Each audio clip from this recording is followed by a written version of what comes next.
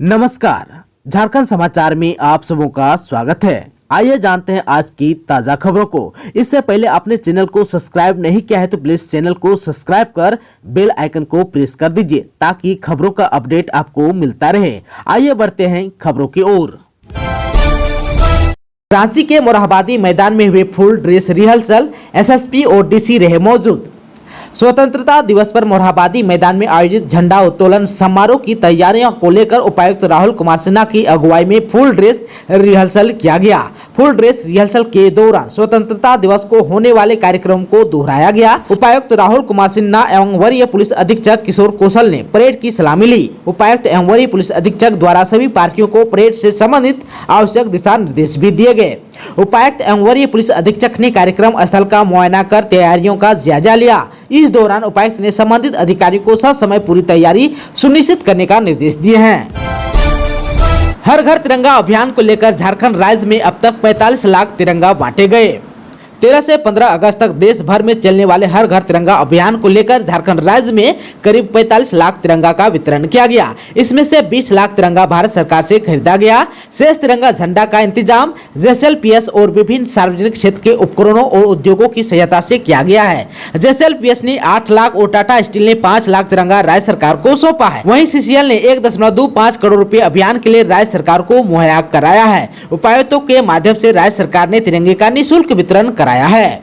घरों पर तिरंगा फहराना सुनिश्चित करने के लिए सभी विभागीय प्रमुखों को निर्देश भी दिया गया है। सभी सरकारी पदाधिकारी, कर्मचारी और मानदेय पर कार्यरत कर्मियों को अपने अपने घर पर तिरंगा फहराने का आदेश दिया गया है। सभी सरकारी और अर्ध सरकारी कार्यालयों के अलावा निजी प्रतिष्ठानों में भी 13 से 15 अगस्त तक अनिवार्य रूप से तिरंगा फहराने को कहा गया है।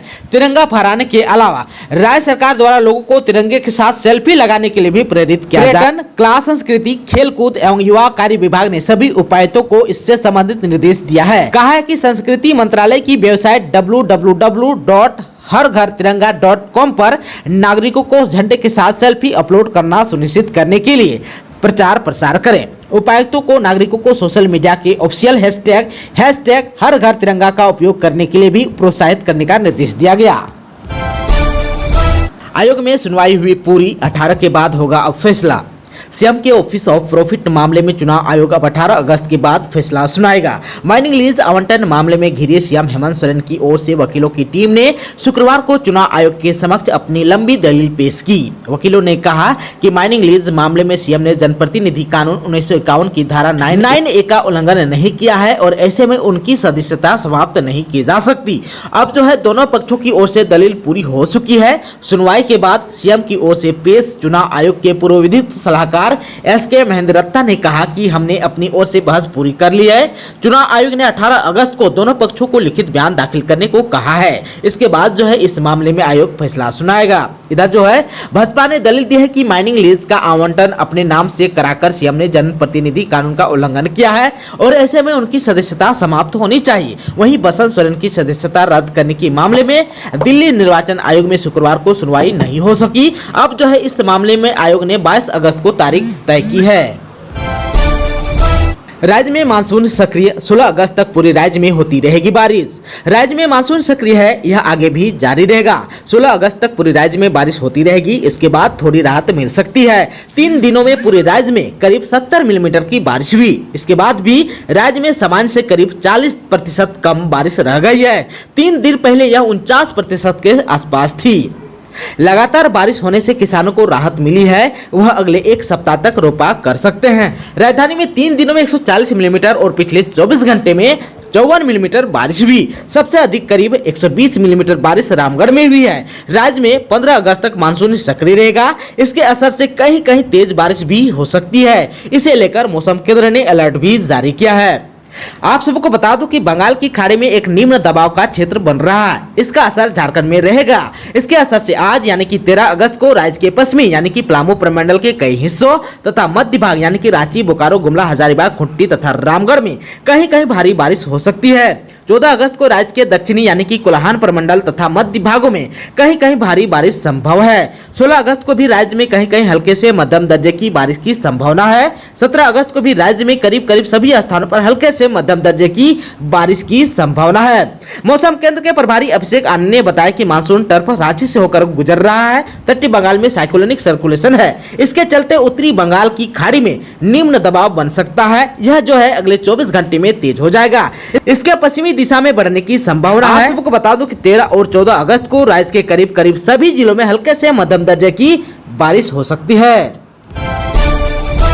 जैक अध्यक्ष डॉक्टर अनिल कुमार महतो बोले, शिक्षा से ही झारखंड का होगा विकास।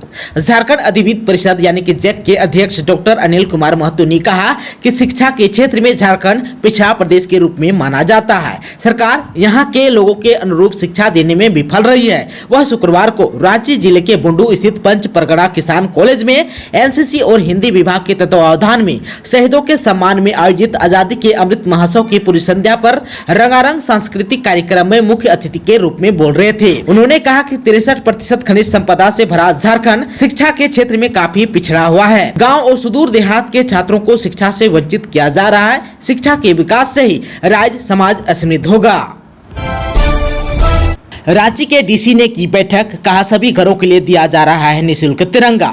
आजादी के अमृत महोत्सव के अंतर्गत हर घर तिरंगा अभियान में ज्यादा से ज्यादा लोगों की सहभागिता को लेकर रांची के उपायुक्त राहुल कुमार सिन्हा की अध्यक्षता में शुक्रवार को बैठक की गई। उपायुक्त द्वारा हर घर तिरंगा अभियान के दौरान जिले के हर घर में तिरंगा फहराए जाने को लेकर उपस्थित लोगों से उनके स्तर से सहयोग को लेकर विचार विमर्श भी किया गया। चेंबर ऑफ कॉमर्स के अध्यक्ष धीरज तनेजा ने कहा कि चेंबर से संबंधित निकाय को झंडा उपलब्ध करा दिया गया है। उपायुक्त ने कहा कि जिले के शहरी एवं ग्रामीण क्षेत्रों के सभी घरों में निःशुल्क तिरंगा उपलब्ध कराया जा रहा है। रांची के उपायुक्त द्वारा विभिन्न धार्मिक स्थलों पर अभियान के दौरान अच्छी तादाद में झंडा फहराए जाने की बात कही गई। केंद्रीय मंत्री प्रबंध समिति और सेंट्रल मोहर्रम कमेटी की ओर से भी की गई तैयारियों के बारे में विस्तार से बताया गया। बस ओनर एसोसिएशन के प्रतिनिधि द्वारा बताया गया कि रांची से निकलने वाले हर बस में तिरंगा लगाने की व्यवस्था की गई है। अभियान को लेकर जागरूकता के संबंध में उपायुक्त ने विभिन्न स्कूलों के प्रतिनिधियों से छात्रों द्वारा प्रभात फेरी निकाले जाने को कहा गया है। बारिश में लो विजिबिलिटी से विमानों की उड़ान में हो रही है परेशानी, डीसी ने अफसरों को दिए निर्देश। लो विजिबिलिटी के कारण झारखंड के देवघर एयरपोर्ट पर विमान को लैंडिंग और टेक ऑफ करने में परेशानी आ रही है। इस कारण कई बार कोलकाता से देवघर आने वाले फ्लाइट वापस चली गई और दुर्गापुर में लैंड कराई गई। गुरुवार को बारिश के कारण लो विजिबिलिटी हुई तो उड़ानें रद्द करनी पड़ी। इन सारी समस्याओं को दूर करने के उद्देश्य से देवघर डीसी मंजुनाथ भजंत्री ने शुक्रवार को एयरपोर्ट के अधिकारियों के साथ बैठक की। बैठक में उन्होंने एयरपोर्ट उद्घाटन के बाद चल रहे कार्यों के अलावा नाइट लैंडिंग को लेकर चल रहे विभिन्न कार्यों की समीक्षा की और आवश्यक निर्देश भी दिए। देवघर डीसी ने एयरपोर्ट के अधिकारियों को निर्देश दिया कि देवघर एयरपोर्ट पर नाइट लैंडिंग और लो लाइट लैंडिंग से जुड़े कार्यों को जितनी जल्दी हो दुरुस्त करें। इस दौरान उन्होंने उच्च न्यायालय में दायर अवमानना के अनुपालन को लेकर किए जाने वाले कार्यों की विस्तृत चर्चा भी की और संबंधित अधिकारियों को आवश्यक निर्देश भी दिया। दोस्तों, अभी तक आपने चैनल को सब्सक्राइब नहीं किया है तो प्लीज चैनल को सब्सक्राइब कर बेल आइकन को प्रेस कर दीजिए ताकि खबरों का अपडेट आपको मिलता रहे। इसके साथ ही आज की खबरों में बस इतना ही। हमें दीजिए इजाजत। नमस्कार।